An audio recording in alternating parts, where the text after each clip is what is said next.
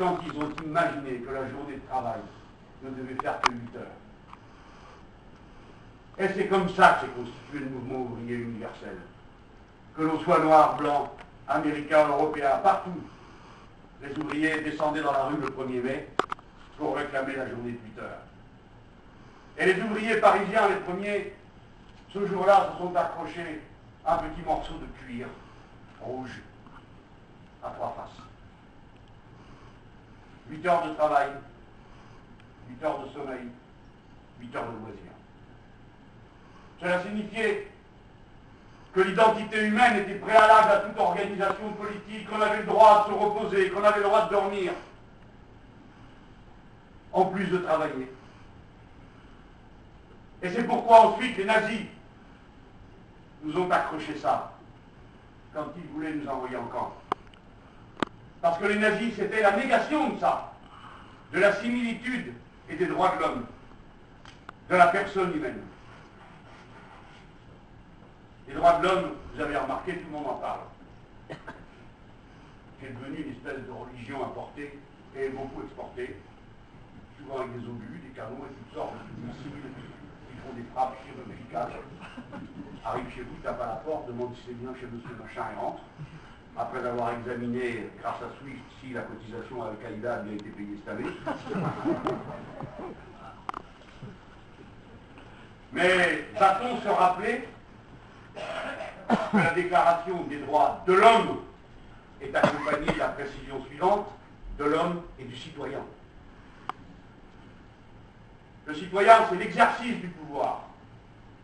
Et vous devez vous préoccuper, amis et camarades, du fait que la liberté est en régression en Europe, qu'il y a un coup d'État financier qui se déroule, que la politique est austéritaire, c'est-à-dire un combinat de l'austérité et de l'autoritarisme, et que ceci va finir dans la violence, parce qu'il y a déjà des gens qui disent que la démocratie est en encombrement, qu'elle devrait être réservée à certains sujets mais pas à d'autres, qui ne relèvent pas de la délibération collective. C'est déjà dans l'air du temps. Il y a déjà des textes sur ce sujet. C'est pourquoi il serait vain de faire croire que ce serait simplement par une aimable rencontre dans des colloques ou en réunissant les meilleurs de l'humanité que l'on ira cas à cas et par la raison vers l'éco-socialisme. Non, ce sera par un rapport de force. Et dans le rapport de force, quelqu'un doit perdre. C'est pas aussi élégant que de dire les choses plus suavement, mais je préfère les dire cru et dru. Et vous ne pouvez pas faire changer ce système, c'est-à-dire annoncer à des gens que vous allez leur prendre la moitié de ce qu'ils ont, et qu'ils doivent considérer que c'est un bienfait que vous ne leur preniez pas tout, ce qui est notre intention. Qu'au-delà de 30 000, on prend tout. Je dis 30 000, j'aurais pu dire 20 000, hein. On a décidé que c'était 30 000. C'est pas pourquoi, t'as qu'à inventer ça. C'était 20 fois, pardon, le revenu moyen ou médian, je me rappelle. Hein, revenu, hein. Comme on avait dit, pas une entreprise où il y a un salaire 20 fois supérieur à celui du dernier, si celui qui a en haut veut s'augmenter, obligé d'augmenter celui qui est en bas. Donc on dit, ah oui, on est pour augmenter 170% le patron, parce que comme ça, le gars qui ouvre la porte, lui aussi, ça augmente de 170%. Quand tout le monde change de gueule, à l'idée d'augmenter de 170% qui que ce soit dans l'entreprise, à part le patron. Oui, mais c'est une bonne règle, non? C'est un cercle vertueux. Donc, ça sera forcément un rapport de force. Et il faut révolutionner la société. Vous ne pourrez pas faire l'économie de ça. C'est une révolution dont vous avez besoin. Révolution parce que vous allez changer le statut de la propriété de secteurs clés. Changer le statut de la propriété, c'est une révolution. Deuxièmement, c'est une révolution parce que vous allez changer les normes juridiques, l'ordre des normes juridiques. Vous allez passer la concurrence libre et non poussée en position 10. Et ce qui est aujourd'hui en position 10, c'est-à-dire la solidarité et la règle verte, vous allez mettre en position 1, c'est une révolution. C'est une révolution parce que vous allez changer les institutions. Pour nous, les Français, nous allons faire la 6e République. Pas dans un bureau à quelques-uns, mais avec une assemblée. Et vous autres, les Belges, il faudrait bien en faire autant.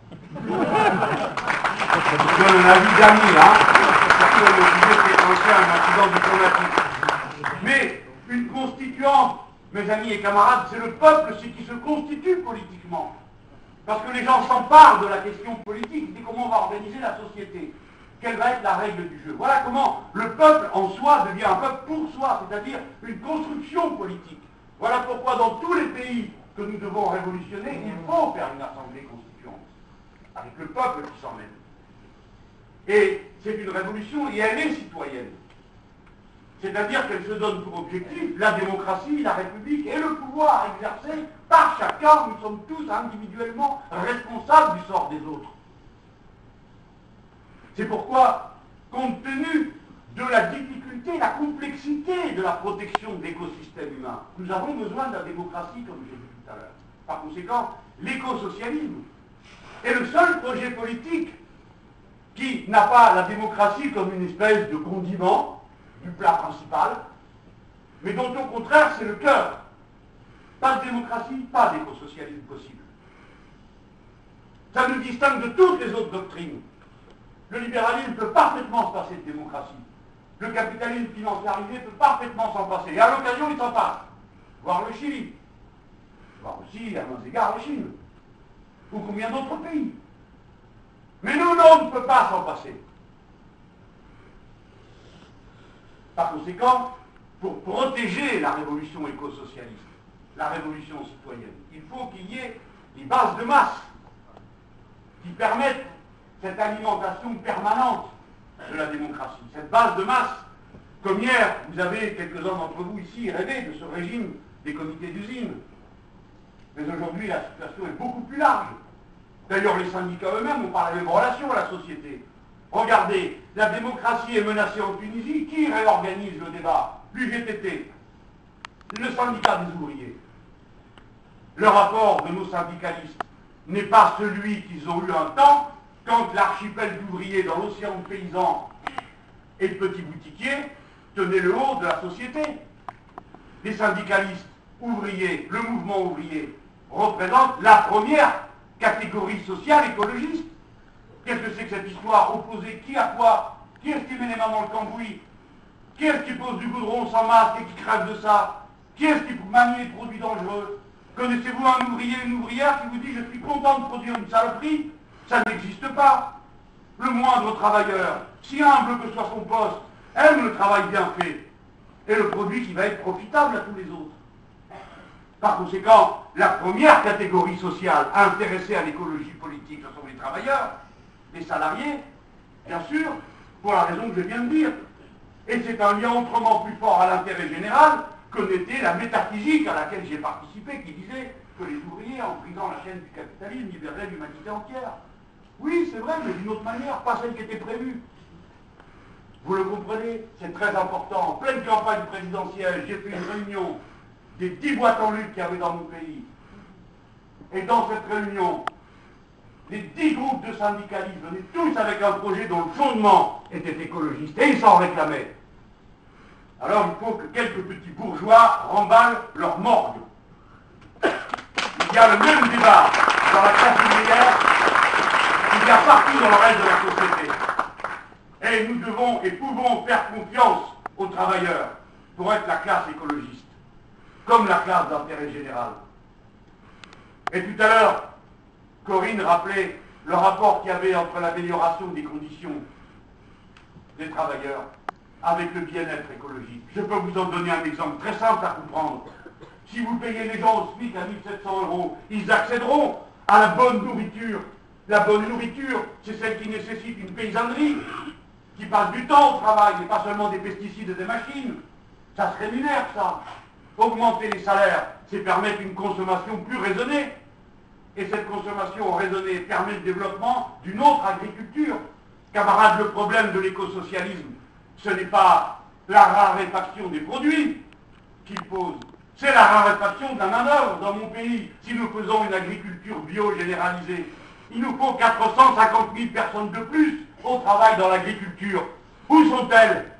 Mes camarades, ils écrivent ça sur leur papier, et à la fin, on me dit, t'as vu, on a trouvé 450 000 emplois. Où sont ces gens? On ne sait pas. Ça veut donc dire qu'il faudra transformer la condition paysanne. Si vous croyez que vous allez trouver 450 000 personnes pour s'épuiser la vie au cul des vaches, vous rêvez. Ou alors vous n'avez qu'à y aller vous. Personne ne fera ça. Donc les gens vont demander une autre condition paysanne.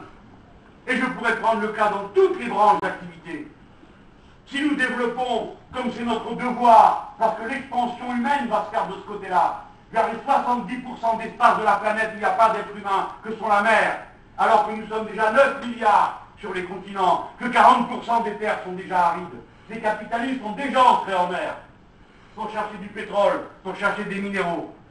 Mais nous voulons entrer en mer pour y faire de l'aquaculture, pour désarmer les bateaux amiantés, pour construire des machines à prélever de l'énergie, parce que l'énergie de la mer, c'est gratuit aussi longtemps qu'il y aura la Lune. Il nous faut des milliers de travailleurs de haut niveau de qualification technique, et nous ne les avons pas. Voilà les défis qu'il va falloir relever. Vous croyez que les travailleurs ne sont pas capables de comprendre ça? Ils le savent. Parler avec n'importe quel ouvrier hautement spécialisé, n'importe quel technicien, n'importe quel ingénieur, parler avec eux, hommes ou femmes, un seul instant, de la manière d'améliorer une hydrolienne, de la manière d'améliorer une éolienne, de la manière de fabriquer les aciers dont nous avons besoin pour percer le sol jusqu'à moins 5000, remonter la flotte qu'on y jettera, et qu'elle remonte si possible sans tout dégueulasser tout le long, et en remontant que ça ne pourrisse pas les aciers. Ce sont des défis fantastiques d'intelligence et d'imagination. Et vous n'élèverez pas le niveau de qualification des travailleurs seulement d'un point de vue technique, mais forcément intellectuel, car la technique, c'est un contenu intellectuel très ample. L'écosocialisme est une tâche d'éducation populaire de masse pour des millions d'êtres humains dont on a besoin pour relever le défi de la limite que le capitalisme a introduit dans la vie des êtres humains, dans leur développement du progrès humain. C'est une tâche enthousiasmante, exaltante, qui nous redonne le goût du futur, tandis que le capitalisme est un pauvre système, minable, qui vous propose de vous lever chaque matin en vous demandant comment vous allez faire pour en avoir plus, alors que vous ne savez déjà pas quoi faire de ce que vous avez. Comme ça vous le montre l'activité de la Madame Bettencourt et de tous les autres. Vous avez vu le patron de Total me répondre à la télévision. Quand je lui ai demandé pourquoi il gagnait 3 millions, il a dit « Ah ben ça, je sais pas, si vous ne savez pas rebeller. » Il était scié. Il n'était même pas venu à l'idée. C'est ça, leur pauvre monde. Et regardez le résultat. Tout est sale, tout est dégueulassé. Un continent d'ordures flotte dans l'océan, grand comme les États-Unis d'Amérique. En face de la côte nord-américaine, la mer ne contient plus aucun élément d'être vivant sur une surface grande comme 2 États des États-Unis. Et le même phénomène est en train de se produire dans le golfe du Mexique. C'est ça leur monde. Il est pourri. Leurs valeurs sont des valeurs de pacotille. Le développement qu'ils vous proposent, ce n'est rien. Tandis que nous sommes nous, l'intelligence, l'imagination, la poésie, l'amour des autres, l'altruisme, la tendresse, toutes ces choses, nous les sommes contre la violence, la stupidité, la bestialité de leur système. Ne l'oubliez jamais, nous avons pour nous la force de ce goût du futur, tandis que n'incarne rien, la mort, la désolation, des continents entiers mis au pillage, des gens réduits à une condition infra-humaine. Voilà ce qu'ils sont en train de faire. Chaque jour dans mon pays, chaque jour il se prend un paysan. Parmi les policiers, on se suicide. Et ainsi de suite. La machine aveugle continue. Avec des fumigènes de plus en plus extravagants.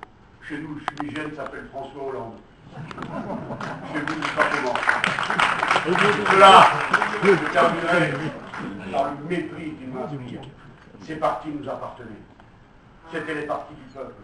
C'est le peuple qui les a formés, qui a souffert tant de générations pour constituer ces partis puissants, pour qu'ils prennent le pouvoir et changent la vie des gens, pour qu'on rapproche l'âge de la retraite, pour qu'on diminue le temps de travail.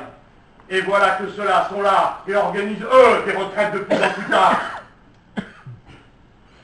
Augmentent la durée du travail, diminuent les soins, l'état social que nous avons mis tant de générations à construire. Ils le détruisent en notre nom.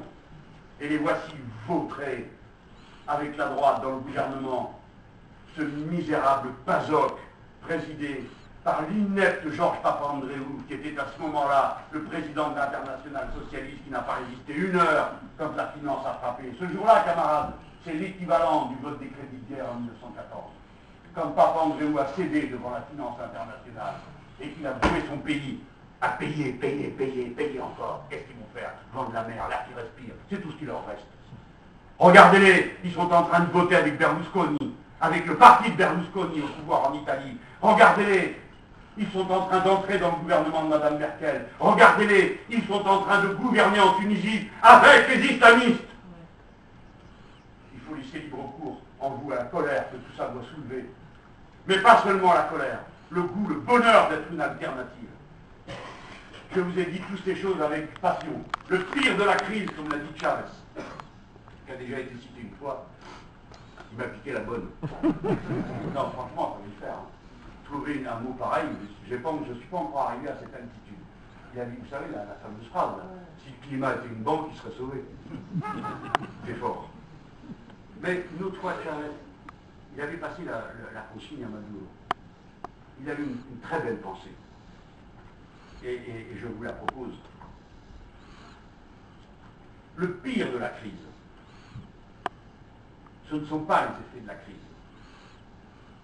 Le pire de la crise serait que nous ne soyons pas capables d'en tirer un monde neuf. Voilà, mes camarades, mon dernier mot. Merci.